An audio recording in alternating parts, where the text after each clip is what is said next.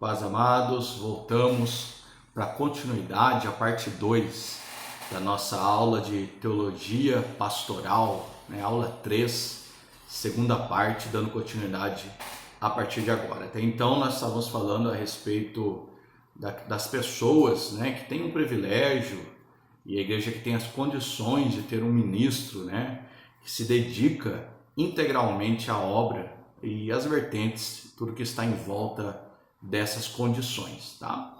Então é importante, embora o obreiro tenha direito ao seu sustento, é importante analisar as condições financeiras da igreja, e também a concordância da comunidade local para separar esse ministro ao serviço exclusivo da igreja, tá? Veja, tem que haver o chamado na vida dessa pessoa, a igreja tem que ter condições financeiras para tal, e a comunidade ela tem que concordar, Não adianta ser uma decisão unilateral, dizendo, tal fulano vai agora, nós vamos ter que manter tal fulano, sem comunicar diretoria, grupo de conselheiros ou a própria igreja, e fazendo daí um peso para a igreja esta pessoa, ou toda vez, dizer, nós temos que contribuir por causa da pessoa lá, então isso pode trazer problemas ao invés de benefício para a obra de Deus. Então tem que haver concordância. A pessoa, a igreja e a comunidade a qual ela serve.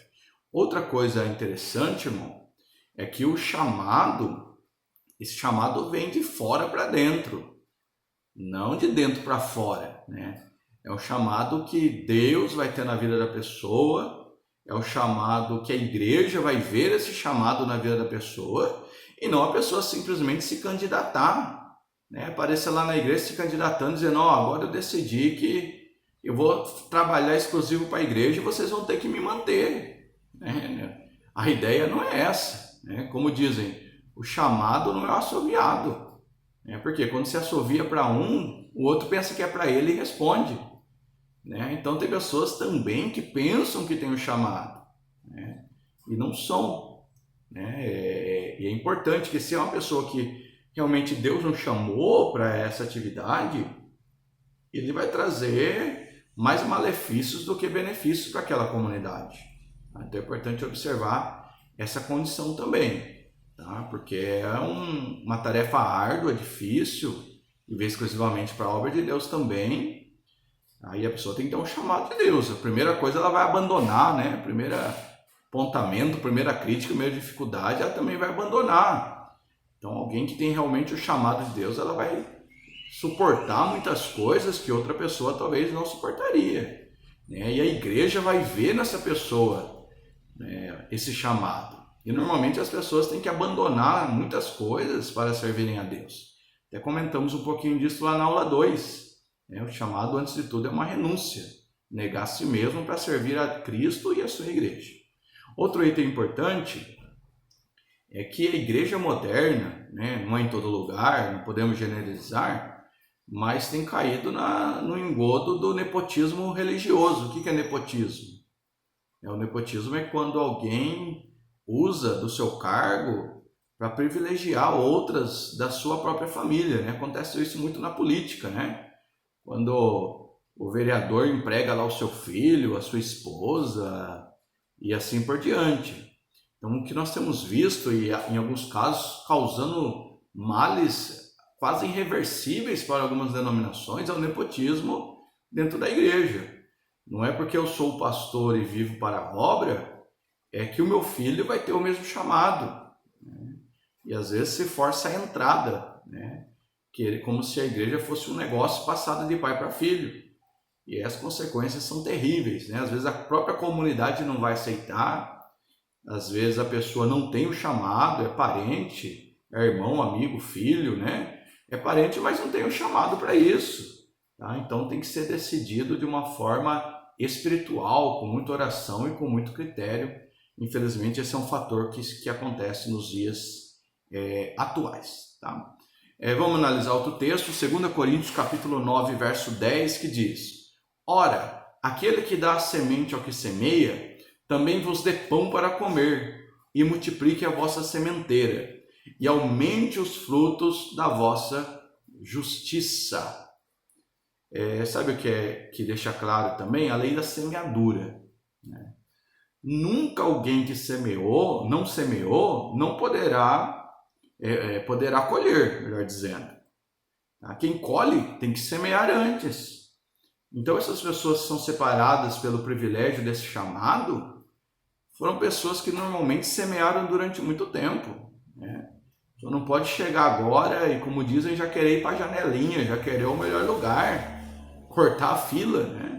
São pessoas que serviram a Deus durante muito tempo, se dedicaram muito tempo para a obra de Deus e depois tiveram o privilégio de serem remuneradas para esse chamado, tá? Então quem quer receber precisa aprender a contribuir primeiro, né? Tanto com a sua presença, sua dedicação, como inclusive financeiramente. Quem quer ser bem cuidado precisa saber cuidar bem dos outros também, né?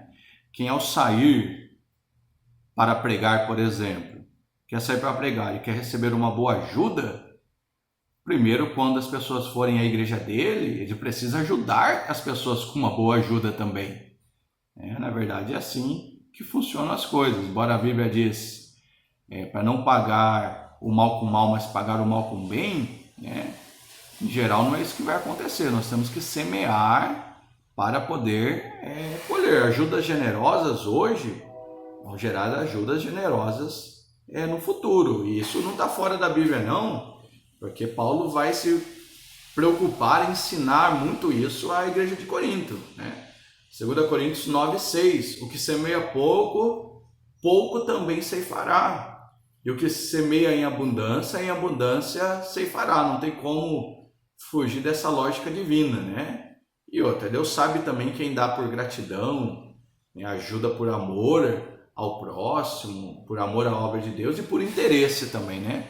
Também aquele que só dá para receber, também Deus conhece, né? Mas aqueles que fazem por carinho e por amor, esses também serão recompensados por Deus, se Deus assim tiver esse chamado na vida deles, tá?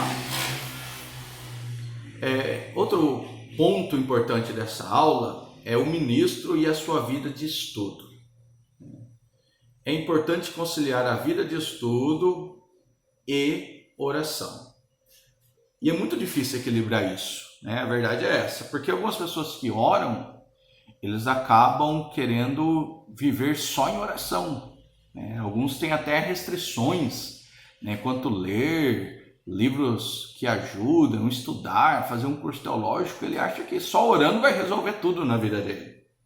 E por outro lado, você tem um grupo de pessoas que só quer estudar, só quer ler e não quer orar, né? Até esse fator pode ser determinante para o equilíbrio da vida da pessoa, né? São duas ferramentas importantíssimas.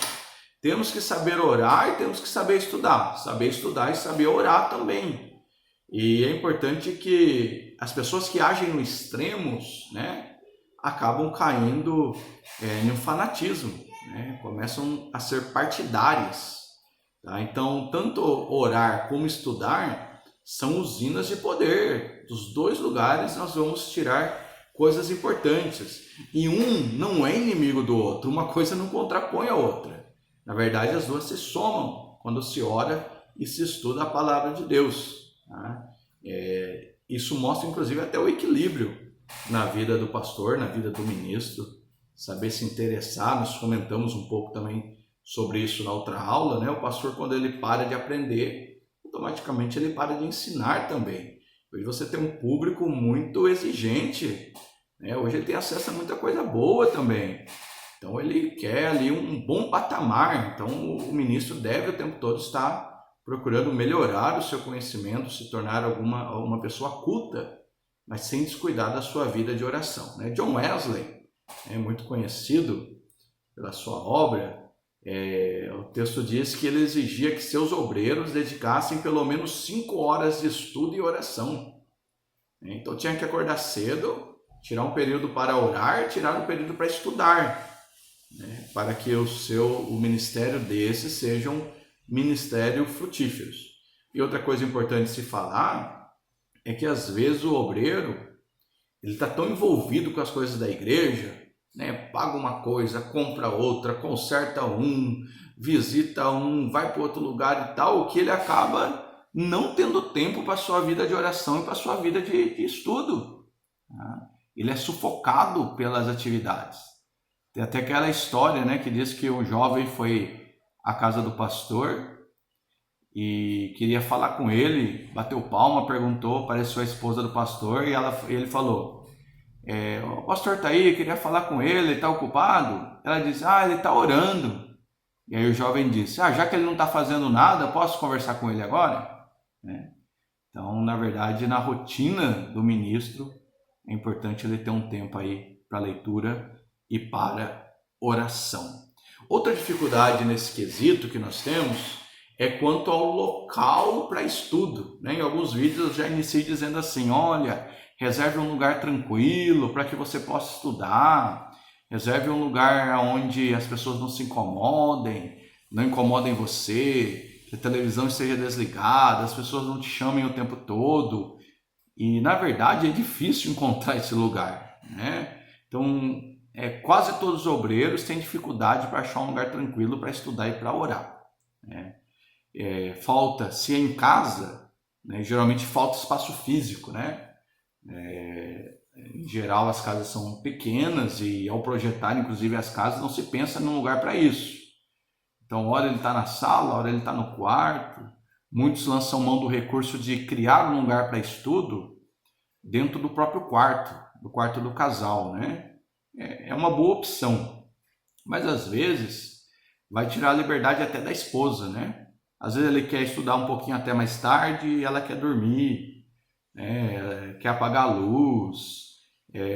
Então, outra questão é, às vezes, ele quer levar alguém, né, para conversar, para ensinar ou para estudar junto. Não fica muito legal levar para dentro do seu próprio quarto, né, um lugar tão íntimo. Então, é uma dificuldade que existe, né, é uma barreira que existe. Quando na igreja, né, a maioria dos templos não tem um lugar reservado para o pastor fazer isso, né, é um lugar que deveria ter, né? Normalmente se pensa muito só no lugar para o culto, né? Um lugar onde vai estar o coral, o local onde vai estar os músicos, mas se pensa muito pouco no local para que o pastor possa ali, principalmente, estudar a palavra de Deus, né? E quando tem, né, são lugares apertados, quentes, né? E difícil até o pastor ficar lá por muito tempo, né? Mas a gente tem que se adaptar. Só não pode viver sem esse estudo, sem esse momento, né? Há quem sai para fora, até um costume dos judeus, né? Debaixo de árvores, né? Você conhece aquela passagem que Jesus já tinha visto Natanael debaixo da figueira. Possivelmente Natanael estava ali estudando a palavra de Deus debaixo da figueira. Então, nós temos que procurar um espaço, se adaptar, mas precisamos de uma vida de estudo constante da palavra de Deus. Finalizando aí o nosso livro, nós temos aí algumas ferramentas úteis para o estudo da palavra, tá? E hoje tem uma grande diferença entre os obreiros do passado e nós, porque os irmãos há de convir que esses irmãos não tinham muitas ferramentas para aprendizagem, né? Não existiam institutos bíblicos próximos. Às vezes, para alguém para fazer um curso de teologia tinha que viajar e muito, né? Ficar em um seminário às vezes meses, somente no segmento pentecostal, né? Às vezes ele falava que estudar teologia ele era até disciplinado, né? Censurado por isso.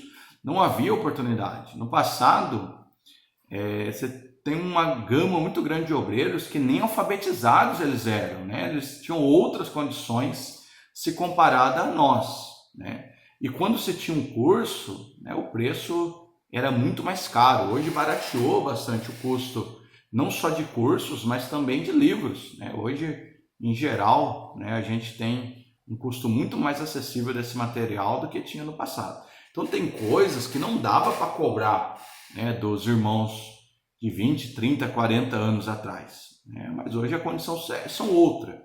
Hoje nós temos a internet, temos bastante material digital, em PDF para se ler. Hoje quase todo mundo faz uso de um celular, principalmente no estado de São Paulo, né? Quase todo mundo tem uma internet. Então hoje não há muita desculpa, né? Para que se possa não estudar. pessoa precisa se comprometer realmente, né?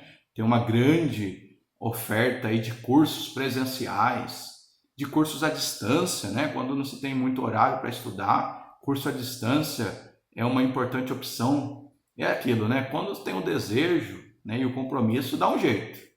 É quando não tem, se dá uma desculpa, né? Mas é importante que o obreiro chamado e comprometido com o Senhor tenha um tempo para se dedicar ao estudo, né?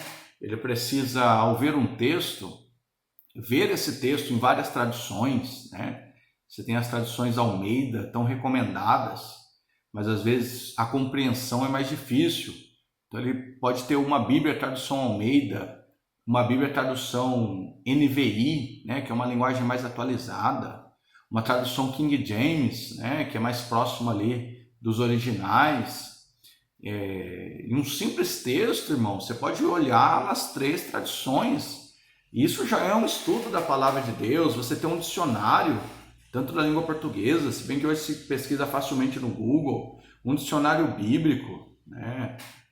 Porque às vezes não só o texto ali explica o texto, mas às vezes a história, a geografia, os costumes da época, né? Às vezes você precisa estudar e pesquisar em outros livros o costume da época, para que você chegue no verdadeiro sentido daquele texto, né? Sem o estudo, tudo isso fica muito mais difícil, tá? A Bíblia e suas divisões. Tá? Importante também dizer que a Bíblia não está organizada em ordem cronológica. Você tem coisas dentro do mesmo livro que está em ordem oposta, né? Uma coisa que está antes aconteceu depois e vice-versa. Então hoje você tem, por exemplo, uma Bíblia de estudo cronológico, onde eles tentam organizar, né, mais ou menos, né, a ordem que aconteceu as coisas. Por exemplo, Jó é considerado o livro mais antigo da Bíblia, né? Se foi Moisés, como alguns consideram que Moisés teria escrito, foi o primeiro que Moisés escreveu. Então, Jó é mais antigo do que as outras que vêm. Então, você ter essa noção de cronologia realmente vai ajudar. Por exemplo, Salmos. Salmos está no meio da Bíblia. Você pegar o meio da Bíblia e abrir, cai em Salmos. Mas você tem Salmos ali escrito por Moisés, que foi escrito ali próximo do tempo que escreveu Jó. Tá? Então, você ter essa noção cronológica é importante e você vai apurando isso pelo meio do estudo, essa dedicação do estudo. Outra coisa importante ter em mente é as divisões da Bíblia, principalmente do Velho Testamento, né?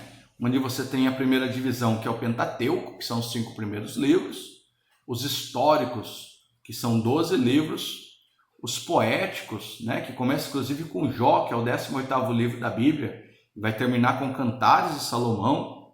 E você tem os livros proféticos, né? Isaías, Jeremias, Ezequiel, Daniel, e que estão os profetas menores, né? Naum, Abacuque, Ageu, Sofonias, Zacarias, até lá em Malaquias, né? E outra coisa importante que você só entende estudando é, por exemplo, o período do cativeiro babilônico, os livros históricos, né? Alguns salmos e principalmente os livros proféticos. Você só consegue entender eles perfeitamente com o estudo do período do cativeiro babilônico, né? Então a história paralela vai nos levar a entender muita coisa da Bíblia. Sabe outra coisa importante? Que você estuda paralelo ali a Bíblia para entender a própria Bíblia? É o período chamado interbíblico, né? Onde esse período interbíblico, a Bíblia não fala do grande império grego, por exemplo. Porque quando começa a história dos evangelhos, quem está ali sob domínio é o Império Romano. Mas no período em que a Bíblia silencia ali entre o Velho e o Novo Testamento, você tem a história do Império Grego, que tem muito a ver com a história de Israel, né? Então você pode acrescentar muita coisa com esse estudo, tá? Formas de exercitar o estudo da Bíblia. Como melhorar o seu estudo, né? Não adianta pegar a Bíblia e ficar folheando de um lado para o outro, de um lado para o outro e acabar dormindo com a Bíblia na cara, né? Não é esse o objetivo. Em vez de ganhar tempo, você está perdendo tempo, né? Então é importante você ser objetivo no seu estudo bíblico, né? Somente pegar tema, assuntos específicos, pegar ali aquela cadeia-chave, né?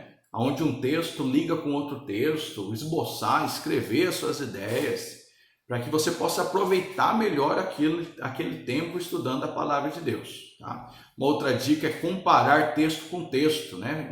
Exatamente, né? Usando essa chave bíblica, né?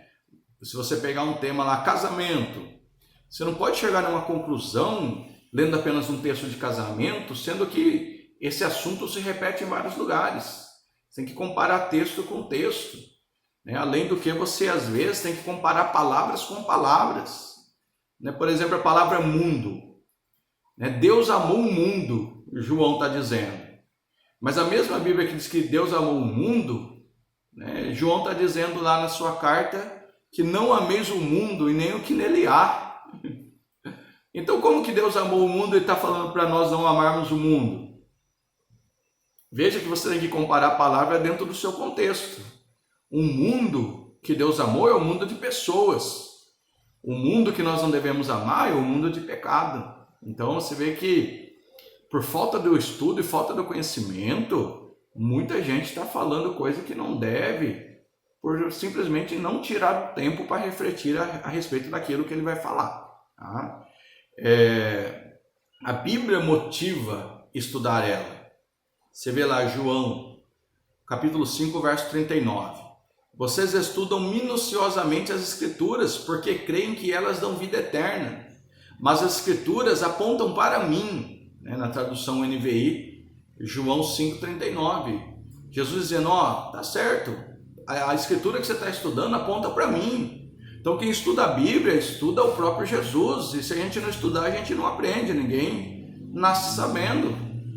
Quando você vai lá em Atos 17, 11, também na tradução NVI está dizendo assim, os judeus que moravam em Bereia tinham uma mente mais aberta do que os da Tessalônica e ouviram a mensagem de Paulo com grande interesse. Todos os dias examinavam as Escrituras para ver se Paulo e Silas ensinavam a verdade. Olha só o texto dizendo que os bereanos da Bereia eram crentes melhores do que da Tessalônica, porque eles ouviam e iam para a Bíblia saber se aquilo era verdade. Eles tinham uma cultura bíblica maior, não seriam enganados facilmente, né? Hoje até percebe-se, né, as igrejas que não têm o costume de fato, né, de ler a Bíblia, de estudar a Bíblia, ou de levar pregadores que expõem a Bíblia. Né? Porque às vezes quando se começa a falar muito da Bíblia, algumas pessoas acham que o culto está chato, né? Mas isso é a falta da cultura do estudo da Bíblia. Quando eu vou estudando, eu vou apreciando ainda mais esse estudo, né? Alguém pode estar acompanhando toda essa aula aqui com a gente, fazendo anotação, achando interessante e importante, e outros não conseguiram assistir 3 minutos e já desligaram, já cancelaram, né? Às vezes tem a ver com essa cultura, e se for um obreiro, mais ainda, né? Precisa desse compromisso em estudar a palavra de Deus. Formas de exercitar o estudo da Bíblia. Não tem jeito, irmãos. Você só aprende pela repetição. Eu só aprendo pela repetição. É lendo e relendo, é lendo e relendo, e aí a gente vai memorizando. Tá? Então, quanto mais você lê, quanto mais você estudar aquele tema, quanto mais você ficar em cima dele, melhor você vai abordando aquela questão. Às vezes as pessoas começam a estudar até a teologia e acham muito difícil, acham que não vai aprender e tal. Mas assim, algo que você precisa também se comprometer. Né? Não é só ouvir a aula e pronto, final. Tem que tentar praticar, tem que fazer os exercícios, tem que ler e reler o livro, tem que buscar assuntos, né, paralelos e ir cavando, né, buscando realmente aquilo que eu quero aprender. Tá? E principalmente meditando, né? Ler e meditar. Essa meditação vai fazer a gente memorizar, entender e aprender para que de fato possa ensinar a palavra de Deus para as outras pessoas. Tá? Então o manuseio diário e reflexão das Escrituras é essencial para um ministério saudável. Tá? Olha aqui de Josué capítulo 1:8. Não se aparte da sua boca o livro desta lei, antes medita nela dia e noite. Salmo 1:2, tão conhecido. Antes tem o seu prazer na lei do Senhor, na sua lei medita de dia e de noite. Então é importante, a Bíblia ensina essa meditação, essa busca diária da palavra de Deus, né? Quando se fala de meditar, a palavra meditar tem a ideia de ruminar, né? Que é os animais ruminantes, são aqueles animais que depois de alimentado, o alimento volta do estômago para a boca e ali ele começa a remastigar aquele alimento, né? A exemplo da vaca. Então, meditar é você continuar pensando, meditando a respeito daquilo, e ali você tem uma iluminação do Espírito Santo para você ir além no texto, para você se aprofundar mais no texto. Você precisa desse tempo, senão fica algo muito superficial, tá? Para a gente concluir essa nossa segunda parte, né? Quero deixar aqui duas reflexões após essa aula. Primeira os obreiros dos dias atuais têm demonstrado comprometimento com a leitura e estudo da palavra de Deus? Em geral, será que os nossos obreiros estão preocupando em aprender a palavra de Deus, né? Eu particularmente vejo as pessoas muito preocupadas em sentir, né? Mas como eu sinto aquilo que eu não entendo, né? Eu preciso entender aquilo que eu estou sentindo. Eu entendo, eu sinto, eu ajo. Então, graças a Deus, Deus tem levantado pessoas comprometidas como você que está aí do outro lado, preocupado em aprender a Bíblia, preocupado em crescer espiritualmente, né? E às vezes tem barreiras, toda vez que nós nos dedicamos a estudar a palavra de Deus, tem muitas barreiras, né? Seja o sono na hora de ler a Bíblia, seja alguém chamando, né? Seja o cansaço físico, uma luta espiritual para aprender. Quando eles começam, né, um curso teológico e não conseguem ir até o final, existe uma barreira a ser vencida. Mas aquele que é aperfeiçoado na palavra terá um ministério diferenciado e bastante frutífero. Agora, outra reflexão é o que tenho investido de tempo e de recursos é suficiente para exercer com excelência aquilo que Deus tem colocado em minhas mãos? Aquilo que Deus colocou em nossas mãos é muito precioso e precisa dedicação, investimento, né? Para que eu possa cumprir com excelência aquilo que Deus tem me dado. Será que eu tenho feito isso? Será que nós temos dado tempo suficiente para esse aperfeiçoamento? Será que eu tenho gastado os meus recursos? Às vezes eu gasto em tantas coisas, né? Passeios, lanches e tanta coisa, e tenho dó de comprar uma Bíblia, tenho dó de comprar um livro, tenho dó de pagar o curso de teologia e tanta coisa, né? Nós vamos investir. Nosso investimento, tanto de tempo como de dinheiro, resultará em obreiros capacitados e o crescimento e a expansão da obra do bom mestre. Que Deus abençoe vocês de uma forma toda especial. Fiquem na paz do Senhor Jesus. Amém.